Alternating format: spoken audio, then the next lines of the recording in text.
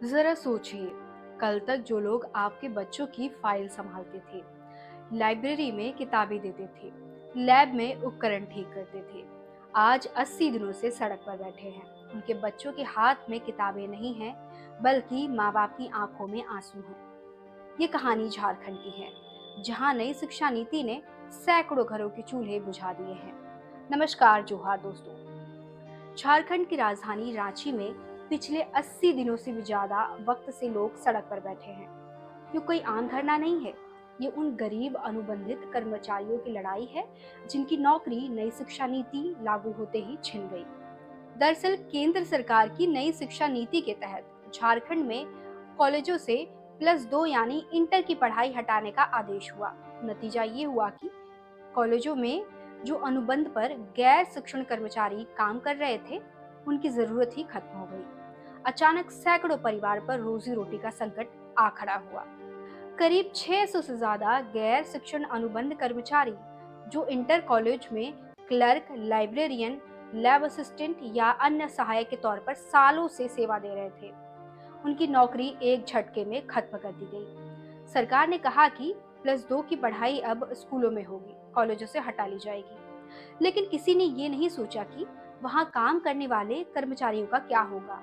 ये लोग अस्थायी कर्मचारी थे, न ही इन्हें पेंशन या कोई गारंटी थी।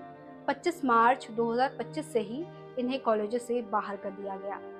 तभी से ये कर्मचारी राजधानी रांची के राजभवन के सामने डटे हुए हैं। इन कर्मचारियों का धरना बेहद शांतिपूर्ण है, लेकिन उतना ही मार्मिक भी। 80 दिनों से लगातार तेज गर्मी, धूप, बारिश में भी ये लोग वहां जमे हुए हैं। कोई ब्लैक बोर्ड लेकर सड़क पर ही पढ़ाने का अभियान करता है, कोई नारे लगाता है, कोई प्रशासन को पत्र लिखता है। बस यही कोशिश है कि सरकार उनकी आवाज सुने। उनकी एक ही मांग है, हमें फिर से बहाल करो या अस्थायी करो, ताकि हमारे बच्चों का पेट पल सके। कई महिलाओं ने भी अपनी नौकरी खोई और अब उनके घरों में चूल्हा तक जलना मुश्किल हो गया है।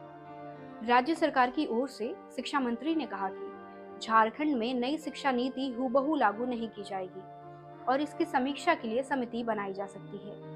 लेकिन 80 दिन से धरना दे रहे कर्मचारियों के लिए ये आश्वासन काफी नहीं है। वे साफ कह रहे हैं, हमारी मांगे लिखित में माने बिना धरना खत्म नहीं होगा। इस बीच विपक्षी दलों और कई सामाजिक संगठनों ने भी इनकी आवाज उठाई है। ये आंदोलन झारखंड में शिक्षा नीति के प्रभाव और रोजगार संकट पर एक बड़ा सवाल खड़ा करता है। क्या विकास की कोई भी नीति उन गरीब कर्मचारियों की कुर्बानी लेकर बनेगी जो सालों तक सस्ती मजदूरी में सिस्टम को चला रहे थे? आने वाले दिनों में देखना होगा कि सरकार इस पर कोई ठोस फैसला लेती है या ये आंदोलन और लंबा खिंचता है। दोस्तों, फिलहाल के लिए इस वीडियो में इतना ही। मिलते हैं किसी अन्य वीडियो में किसी अन्य विषय के साथ। शुक्रिया।